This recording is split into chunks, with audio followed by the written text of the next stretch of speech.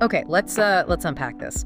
Did you know that globally something like 55 million people are navigating life with dementia? It's huge. It really is. And the rate, a new case every, 3 seconds. It's actually the 7th leading cause of death worldwide. Just staggering numbers. Absolutely staggering. And, we always hear about age, genetics. Those are the usual suspects. Right. But the source material we've been digging into for this deep dive, it points towards something maybe less discussed. A surprising factor that could be speeding up cognitive decline, particularly if you're over 60. And this factor isn't some obscure thing. No, that's the twist. According to the research we looked at, it might be, right there in your medicine cabinet. You mean common medications, things people take every day? Exactly. Yeah. Widely used drugs that some studies suggest could be silently impacting brain health. Mm-hmm. We're talking about things potentially linked to brain shrinkage, faster memory loss, maybe even helping Alzheimer's get started. Wow, okay, so that's what we're focusing on today. That's the core mission, yeah. To take this research, pull out the key insights, help you understand the potential risks the sources highlight, pinpoint the specific drugs involved, and, really importantly, Well, what can you do about it part? precisely, what science suggests are powerful, natural ways you can actually support and protect your brain. And this isn't about scaremongering, right? It's about awareness. Absolutely not. Yeah. It's about shedding light, using the knowledge from the source material to empower you, maybe give you information for conversations with your doctor, or help you make proactive health choices for yourself or, someone you care about. Got it. So let's set the stage properly. This connection the source material emphasizes, it's pretty strong. The sources we reviewed really build a compelling case. It suggests that beyond just age and genes, there's this significant, often kind of overlooked link between certain common medications and, a faster slide in cognitive function. It's a piece of the puzzle that maybe doesn't get enough airtime. Okay, and it gets specific, right? The source material actually lists out medications. It does. It ranks 9 common types based on their potential link to cognitive decline, according to the study cited. Should we start the countdown? Number 9. Let's do it. What's number 9? All right, coming in at number 9. First generation antihistamines. Okay, like allergy pills, cold medicine, maybe some sleep aids. Exactly. Things containing diphenhydramine are a common example, often just bought over the counter. But wait, you take those to feel better, maybe sleep better. How does that hurt your brain? Seems counterintuitive. Yeah, it does seem that way. But the mechanism here is key, and the source really flags this. These drugs are anticholinergics. Anticholinergic. Sounds technical. It just means they block acetylcholine. Think of acetylcholine as like a crucial messenger in your brain. Super important for memory, for learning, attention, basically sending signals effectively. So taking these antihistamines is like putting static on the line for your brain's memory and learning signals. That's a great way to put it. And the impact, according to the source material, can be pretty noticeable. Confusion, more forgetfulness. And what's really striking is a study mentioned, I think it was in JAMA Internal Medicine, it found older adults taking these strong anticholinergics every day for just 3 years. They had a 54% higher risk of developing dementia. 54%, wow. From something like a daily allergy pill, that's huge. It is. And the source points out the early signs can be easy to miss. Forgetting where you put your keys more often, missing an appointment. Things you might just brush off as, oh, I'm just getting older. Exactly. But it could be these meds silently making things worse. It's unsettling, isn't it? That something you grab off the shelf could have this potential long-term cost for your brain. Definitely unsettling. Okay, what's next on the list? Number 8.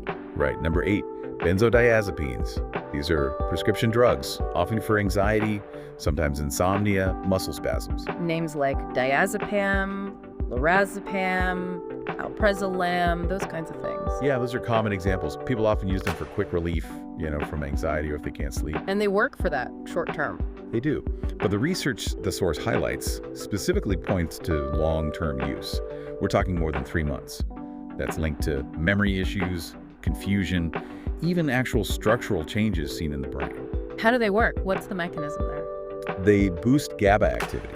GABA is a neurotransmitter that slows down brain activity. That's what gives you the calming effect. But constantly slowing the brain down isn't good long term. Well, the brain isn't really designed for that constant dampening effect. And the source mentions a study connecting over 3 months of use to a 51% increased risk of Alzheimer's. 51%, another big number. And think about how often these might be prescribed, especially for older adults with sleep problems, maybe for years. Exactly. And the signs might not be dramatic initially, maybe just feeling more tired during the day, reacting a bit slower, finding it harder to follow a fast conversation. Things that, again, could be mistaken for just aging. Right. The source suggests maybe it's not just aging. Maybe it's a signal the brain is struggling under the medication's influence. Okay, moving down the list. Number 7. Number 7, proton pump inhibitors, PPIs. Millions and millions of people use these. Oh yeah, for acid reflux, heartburn, things like omeprazole, pantoprazole. Those are the ones, esomeprazole too. They're incredibly good at reducing stomach acid. Oh. But there's a potential downside for the brain, according to the theory in the source. How does the stomach acid drug affect the brain? Well, the idea presented is that by drastically cutting down stomach acid, these PPIs might interfere with your body's ability to absorb certain vital nutrients. Specifically, the source calls out vitamin B12 and magnesium. And B12 and magnesium are crucial for brain function, right? Absolutely essential. Low B12, for instance, can lead to serious issues, confusion, memory loss, even nerve damage. So the PPIs might be indirectly starving the brain of nutrients. That's the concern raised. Yeah. The source cites a large German study over 73,000 older adults, finding that regular PPI users had a 44% higher risk of dementia. 44%, wow. And people take these daily for years, often without thinking twice about anything beyond their stomach. That's the point the source makes. Older adults often stay on them long term, maybe without their need being reassessed, potentially creating these nutrient gaps for the brain. So the source suggests if you notice, say, slower thinking or getting confused easily, especially after meals, it might not be the food. It might be the pill you took before the food. It's something to consider, at least. Okay. Number 6 on the list. Number 6 takes us to antipsychotic medications. These are pretty strong medications, sometimes used in older adults for managing difficult behavioral symptoms. Like in dementia or maybe schizophrenia, bipolar disorder, risperidone, olanzapine, quetiapine, those kinds of drugs. Exactly. They're used for serious conditions, often when other things haven't worked. They work by altering neurotransmitters like dopamine and serotonin. Which can help stabilize severe behaviors. It can. But the trade-off, according to the source, is that they also tend to significantly slow down overall brain activity. Leading to things like feeling lethargic, emotionally kind of flat, and that faster cognitive decline risk. Precisely. The source is quite clear on the risks. It even mentions the FDA's black box, warning about increased death risk, particularly when used in elderly dementia patients. That's serious. It is. And even for older adults without dementia, the source links long-term use to, well, measurably lower brain function. So if someone starts on these, what might have been mild confusion could potentially get worse faster. That's the concern. Yeah. The source suggests watching for signs like becoming more withdrawn, struggling with conversations that used to be easy, or maybe losing the ability to handle simple everyday tasks. Right. Okay, we're halfway through the medication list. What's number 5? Number 5 is sleep aids. Specifically thinking about prescription ones, like Zolpidem is a common example. You know, sleep often gets harder as we age, so many older adults turn to these. Yeah, and good sleep is vital for the brain. So you'd think a sleep aid would help cognitive function. That's the paradox, isn't it? The source explains that these meds work by, again, slowing down brain activity. But they also interfere with the brain's natural sleep patterns. They disrupt those really important cycles of deep sleep and REM sleep. And that's when the brain does its important work, right? Like memory consolidation. Exactly. Memory consolidation, clearing out waste products, crucial stuff. So even if you're unconscious for hours, your brain might not be getting the quality of sleep it needs. So you might wake up feeling groggy, not really rested. Yeah, that heavy next day brain fog. But also, it can lead to things like confusion, even sleepwalking, according to the source. And studies cited show older adults taking these have a significantly higher risk of dementia, and falls too, because of reduced alertness. So that morning confusion, maybe forgetting simple things like names or directions, the source suggests it might not just be bad sleep. It might be a sign the brain is actually struggling from being suppressed by the medication night after night. For someone maybe already on the edge of memory loss, the source implies these pills could be sort of subtly pushing them further down that path. Okay, number 4, what have we got? Number 4 takes us back to antidepressants, but a different class. Tricyclic antidepressants, or TCAs. This is an older generation. Like amitriptyline, Doxepin, sometimes still used, especially in older adults. Yes, sometimes prescribed for depression, which is unfortunately common as people age. But the issue here, linking back to our earlier discussion. Let me guess. Anticholinergic effects. Bingo. Strong anticholinergic effects. Just like those first-gen antihistamines, they block acetylcholine, that vital brain messenger. And older brains are generally more sensitive to this blockage. So a drug meant to help mood could actually be hurting memory and concentration by messing with that communication system. That's the concern the source highlights. It can gradually impair cognition, cause drowsiness, make it harder to focus. Over time, these symptoms can really start to look like dementia or even accelerate it. Is there data on this? Yeah, the source mentions a 2015 JMMA study showing a clear link.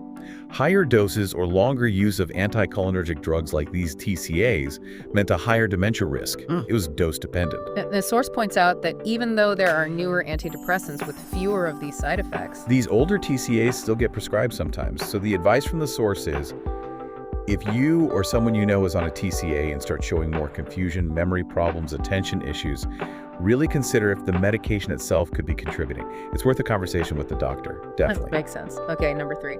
Number 3, overactive bladder medications. Very common, used for urinary urgency, incontinence, issues that affect a lot of older adults. Oxybutynin is a well-known example. Right, deals with a specific physical issue. Again, it seems unrelated to the brain. You think so?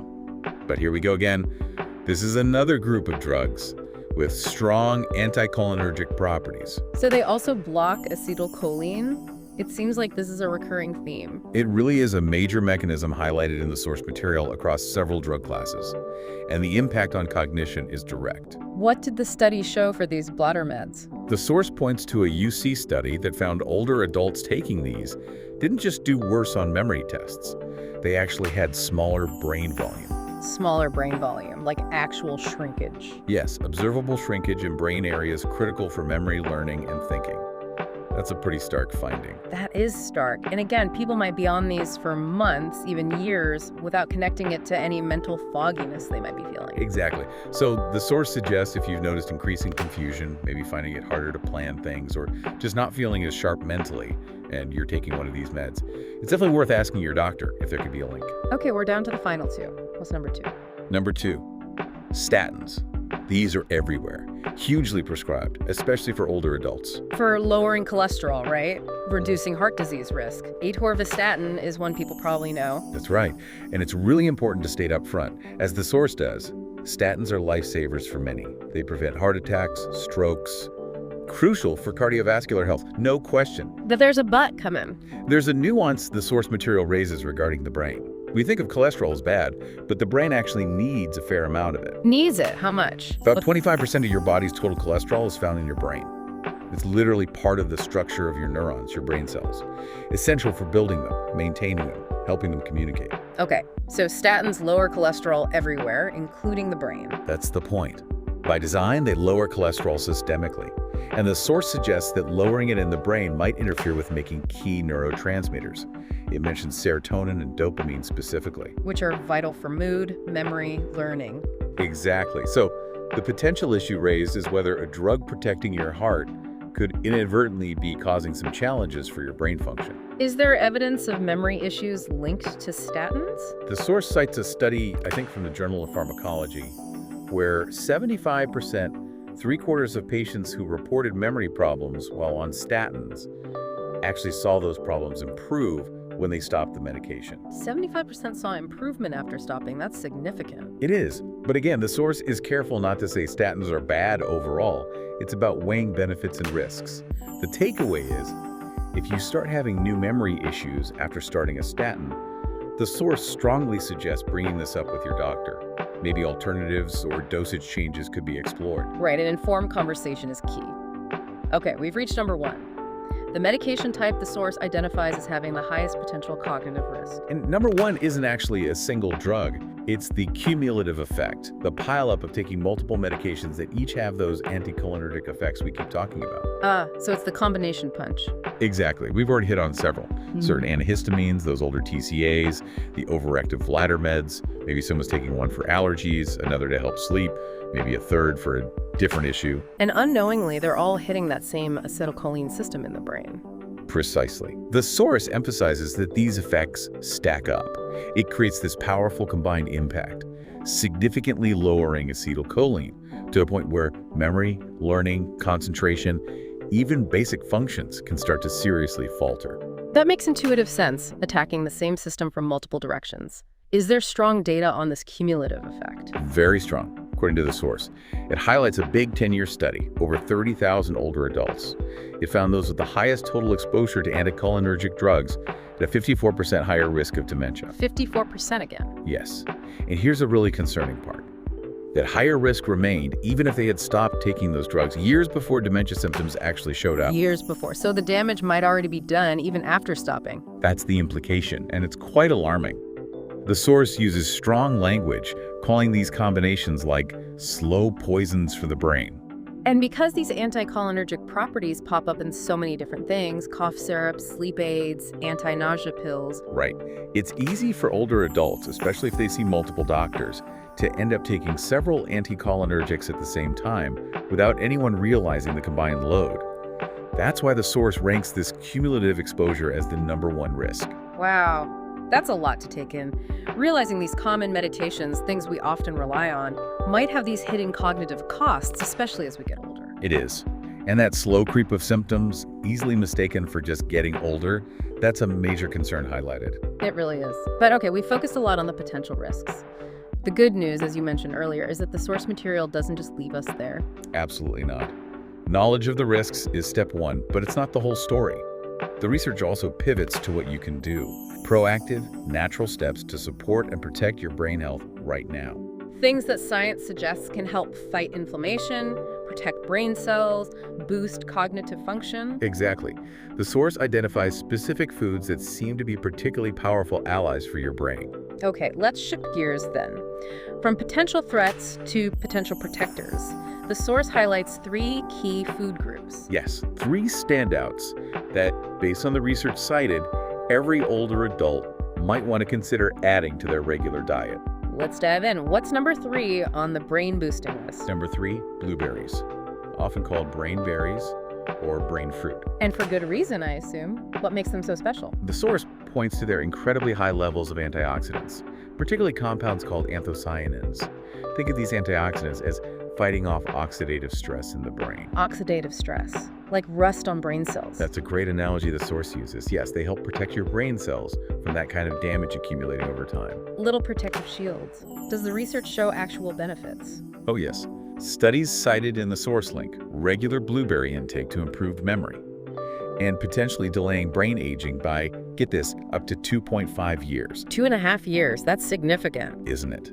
One specific study showed older adults who just drank blueberry juice daily saw significant improvements on learning and memory tests in only 12 weeks. 12 weeks, that's fast. And they're easy to eat: cereal, smoothies, snacks. Super easy to incorporate.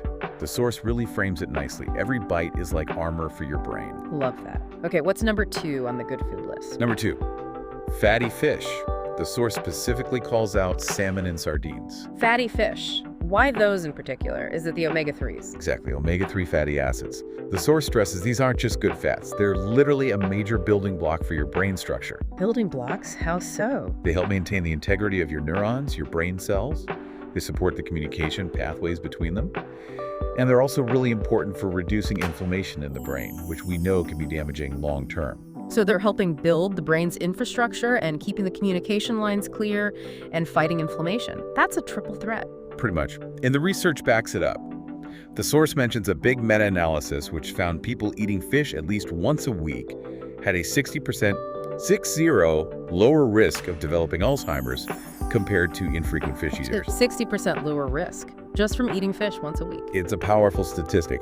And the source also notes omega-3s might help slow down decline even if someone already has mild cognitive impairment. So aiming for maybe 2 servings a week, that seems like a very achievable habit for potentially huge cognitive benefits. Definitely seems worthwhile based on this research. Okay, and the number 1 brain-supporting food, according to the source. Topping the list, leafy greens. Think spinach, kale, collard greens. Those dark leafy vegetables. The superfoods we hear so much about, what's their specific magic for the brain? They are just packed, absolutely loaded with a cocktail of brain-boosting nutrients. The source highlights vitamin K, lutein, folate, beta-carotene. And each of those plays a role. Yes, each contributes in different ways, protecting brain cells, helping memory function, supporting overall long-term cognitive health. They work together. And the impact, is there a standout statistic like with the others? There is, and it's quite mind-blowing. The source cites research suggesting that people who eat just 1 to 2 servings of leafy greens every day, their cognitive ability was equivalent to someone 11 years younger. 11 years younger cognitively just from eating greens daily. That's what the study suggested. Really makes you stop and think. The source puts it as potentially turning back the brain's clock by over a decade just through diet. That's incredible motivation to eat your spinach. Right, and they're versatile too. Sauté them, throw them in soup, blend them into a smoothie. You barely taste them sometimes. The force calls them essential fuel for a stronger, more resilient mind. This whole deep dive has been really eye-opening. First, uncovering these potential, often hidden risks from common medications. Yeah, especially how those effects can creep up on you, looking just like normal aging. Exactly.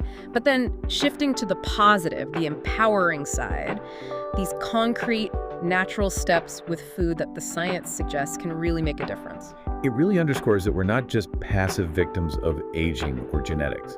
There are levers we can pull. Absolutely. So the big takeaway seems to be aware of the potential medication risks. Definitely.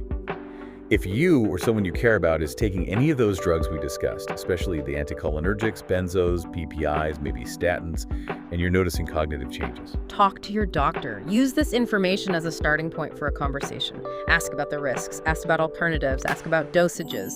Don't just stop meds on your own, obviously. crucial point, always consult your doctor, but go armed with this information and these questions. And at the same time, don't wait. Start actively supporting your brain now with nutrition. Yes, bring on the blueberries, the salmon or sardines, the kale and spinach. Make them staples. It's something positive and proactive you can do starting today with your very next meal. You really are in the driver's seat when it comes to those dietary choices. This knowledge is power, right? It truly is. And maybe the final thought the source leaves us with is just how important today is. Dementia, cognitive decline, it doesn't usually happen overnight. It's a process. It's a process. Yeah. But stopping it, or at least slowing it down significantly, that also starts now. It starts with the choices you make, the foods you eat, and the conversations you have about your health. A powerful reminder. Which of those medication links surprised you the most as we went through them? And maybe what's one simple dietary change someone listening might consider making this week?